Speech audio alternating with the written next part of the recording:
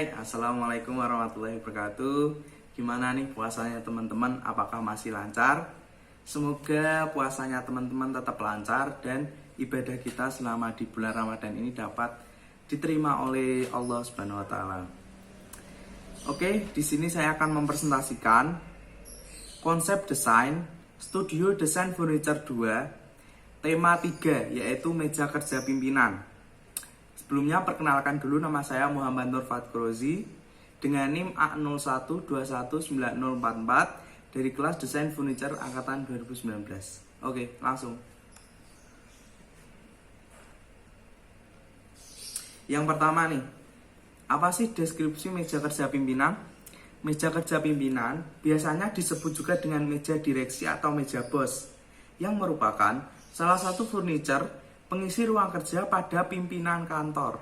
Beberapa fungsi diantaranya untuk menerima tamu, menulis, membaca, bekerja dengan komputer atau laptop, menyimpan berkas, dan tempat meeting. Meja kerja pimpinan memiliki fungsi yang sangat penting dalam sebuah perusahaan. Maka dari itu perlu didesain semenarik dan cermat untuk aktivitas atau kegiatan yang diperlukan saat bekerja. Karena banyaknya aktivitas yang perlu dilakukan, maka desain, ergonomik, dan fungsional menjadi nilai yang plus. Lanjut. Yang ketiga, apa sih fungsi dari meja kerja? Yang pertama, sudah saya katakan tadi, untuk aktivitas membaca dan menulis. Yang kedua, tempat menerima tamu. Yang ketiga, tempat rapat atau tempat meeting. Yang keempat, tempat untuk menyimpan berkas-berkas. Yang kelima, untuk tempat laptop atau tempat komputer. Lanjut. Oke, untuk pendekatan gaya yang saya pilih dalam studio desain furniture kali ini adalah pendekatan gaya modern minimalis. Gaya modern minimalis itu sendiri identik dengan segala sesuatu yang simpel, fungsional, dan tertata rapi. Desain minimalis adalah desain yang dipreteli untuk menghapus bagian-bagian yang tidak perlu, hingga hanya meninggalkan elemen-elemen yang penting saja. Lanjut. Tinjauan ergonomi dalam studio desain furniture kali ini bisa dilihat pada layar dengan panjang sekitar 90 sampai 90 dengan lebarnya bisa 150 cm dan dengan ketinggian 70 sampai 80 cm. Lanjut. Oke, untuk pilihan material yang saya pilih sendiri, yang pertama ada multiplex, yang kedua ada MDF, yang ketiga particle board, dan kayu pinus. Sebelum saya lanjut, kenapa sih saya memilih kayu-kayu buatan? Karena pada meja kerja pimpinan ini ukuran atau dimensinya cukup besar. Jadi untuk menghemat material, saya menggunakan atau memilih material yang dengan kayu buatan untuk meminimalkan cost. Dan kenapa sih saya juga memilih kayu pinus? Kayu pinus sendiri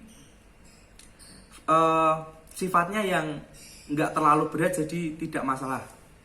Lanjut. Untuk pilihan finishing yang saya pilih, yang pertama ada veneer, yang kedua ada HPL, dan yang ketiga ada politer. Kenapa saya memilih veneer, HPL, dan politer?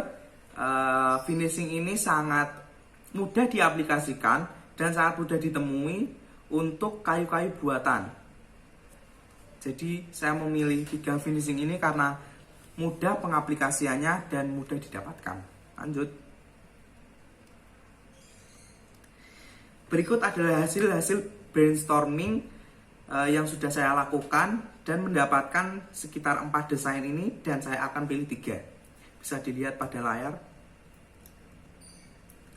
Lanjut, untuk alternatif desain yang pertama, bisa teman-teman perhatikan material yang saya pilih pada alternatif desain yang pertama adalah particle board.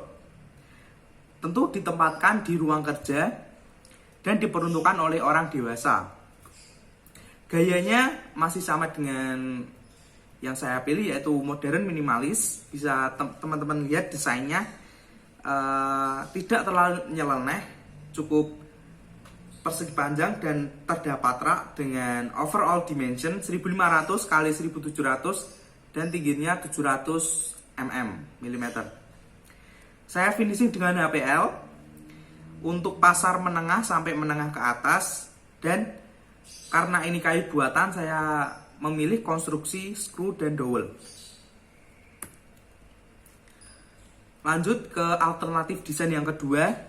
Material yang saya pilih kali ini adalah material MDF. Tentu ditempatkan di ruang kerja, diperuntukkan oleh orang dewasa.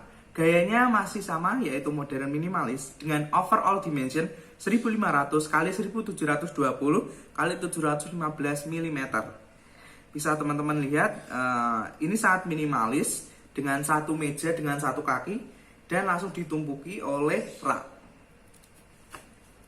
Saya menggunakan finishing politer yang agak natural juga warna-warnanya, dan untuk pasar menengah sampai menengah ke atas.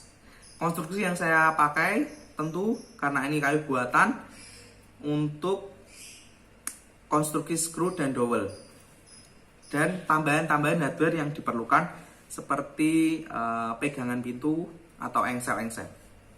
Lanjut, yang selanjutnya adalah desain yang saya pilih atau desain alternatif 3. Bisa teman-teman lihat perbedaan antara sketch dan rendernya. Lanjut saja. Di desain yang saya pilih ini saya akan menjelaskan secara rinci identifikasi desain. Yang pertama meliputi tema atau gaya. Yang kedua penempatan, sasaran pasar, konstruksi, material, dimensi, dan finishing. Lanjut. Yang pertama, tema, penempatan, dan sasaran. Bertema comfortable office, yang berarti dirancang untuk dapat bekerja dengan nyaman dan aman. Di sini saya mendesain dengan seminimalis mungkin, tetapi tetap dengan gaya yang sangat modern.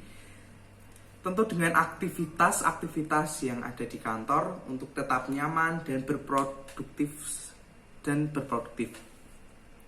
Tentu ditempatkan di kantor atau ruang kerja pimpinan. Untuk sasaran pasar menengah sampai ke atas. Jadi untuk desain kali ini berbeda dengan dua desain sebelumnya, karena pada desain kali ini saya sasaran pasarnya adalah pasar menengah sampai pasar ke atas. Bisa teman-teman lihat dimensinya. Pada tampak depan lebarnya yaitu 1682. Ini cukup sedikit memendek dari dua desain sebelumnya, dengan ketinggian pada tampak depan yaitu 742. Pada tampak samping bisa teman-teman lihat juga tingginya tentu sama 742. Dan untuk lebar ini ada dua ya, lebar dari meja dan lebar dari rak. Lebar dari meja yaitu 550, dan untuk lebar dari rak 550 plus 1270. Dan tentu dengan detail-detail yang saya tidak akan tampilkan, tetapi teman-teman bisa lihat pada konsep bisa teman-teman lihat pada gambar kerja saya. Lanjut. Yang selanjutnya adalah tampak atas set meja pimpinan. Bisa teman-teman lihat, jadi lebar keseluruhan dari meja plus rak yaitu 1810, dan ketinggiannya bisa teman-teman tadi lihat. Dan ini ada dua isometri yaitu NE dan SW isometri, jadi tampak isometri yang depan dan tampak isometri yang belakang. Untuk lebih detailnya saya akan lihatkan pada render yang ada di belakang nanti. Untuk gambar kerja atau dimensi sendiri saya tidak akan menjelaskan secara rinci, teman-teman bisa lihat pada gambar kerja saya nanti ya. Oke. Lanjut. Ya, masuk ke material. Di sini saya sudah memplot-plotkan material apa saja yang saya gunakan. Yang pertama, bisa teman-teman lihat pada top table. Top table tersebut saya menggunakan kaca yang sifatnya gelap dengan ketebalan 25 mm atau 2,5 cm. Lanjut, pada kaki meja yang miring seperti ini dan kaki rak itu saya menggunakan stainless steel. Modelnya yang model holo, tetapi yang kotak gitu. Untuk raknya sendiri saya menggunakan plywood full, body plywood yang full dengan ketebalan 25 mm atau 2,5 cm. Tetapi ini ada yang berbeda. Daun pintu dan lacinya saya tidak menggunakan plywood juga. Saya menggunakan kayu pinus. Jadi mix 3 material, yaitu ada stainless, ada kayu buatan yaitu plywood, dan ada kayu solid yaitu kayu pinus. Yang sudah saya jelaskan tadi, kayu pinus sifatnya yang ringan. Lanjut, mungkin material sudah cukup. Finishing, finishing pada kali ini saya tekankan pada raknya. Jadi untuk bodinya, body finishing, body atas, samping, dan bawah itu saya menggunakan veneer. Jenis veneernya adalah oak yang warnanya sedikit terang, yaitu oak putih. Dan untuk daun pintu dan laci saya finishing dengan cat duko warna putih. Jadi bisa teman-teman lihat rendernya seperti ini visualisasinya. Lanjut, konstruksi dan hardware. Yang pertama, skru, tentu skru dan dowel. Skru di sini saya menggunakan skru 1 dan 2 in pada sambungan rak tersebut dan pada supportnya. Jadi ada 3, skru, dowel, dan skru lagi. Untuk pendetailannya sudah saya katakan lagi, bisa teman-teman lihat di gambar kerja saya. Yang kedua, tentu dowel.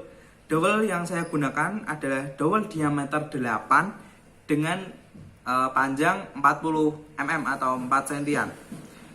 Sama digunakan pada sambungan bodi dan supportnya. Yang ketiga, ini agak beda, yaitu tenon mortis. Teman-teman bisa tahu bahwa saya menggunakan kayu buatan, jadi tidak mungkin untuk tenon mortis. Tetapi sudah saya katakan juga, pada laci saya menggunakan kayu solid, yang mana itu bisa dilakukan untuk konstruksi yang untuk kayu solid, yaitu pada laci agar dapat menahan beban dengan kuat, saya menggunakan sambungan tenon mortis. Untuk konstruksinya sendiri hanya ada 3, yaitu skru, dowel, dan tenon mortis. Masuk ke hardware, tentu karena ada laci, saya menggunakan rear laci yang panjangnya 50 cm. Dan tentu karena ada 2 daun pintu yang ada di tengah, saya menggunakan engsel sendok. 2 jenis engsel sendok untuk pintu tengah. Lanjut. Tiba di akhir, yaitu saya akan menampilkan hasil rendering yang sudah saya lakukan. Di sini bisa teman-teman lihat hasil rendering antara ini, saya pisah antara rak dan meja. Lanjut. Hasil render kedua masih dengan rak dan meja, tetapi raknya saya buka lacinya dan saya buka daun pintunya. Visualnya seperti ini. Ini adalah hasil render 1 set meja pimpinan. Bisa teman-teman perhatikan. Lanjut. Ya, dengan tampilan yang berbeda. Mungkin cukup itu presentasi dari saya. Terima kasih perhatiannya teman-teman. Semoga presentasi ini bermanfaat. Terima kasih atas perhatiannya. Tetap semangat. Wassalamualaikum warahmatullahi wabarakatuh. Bye bye.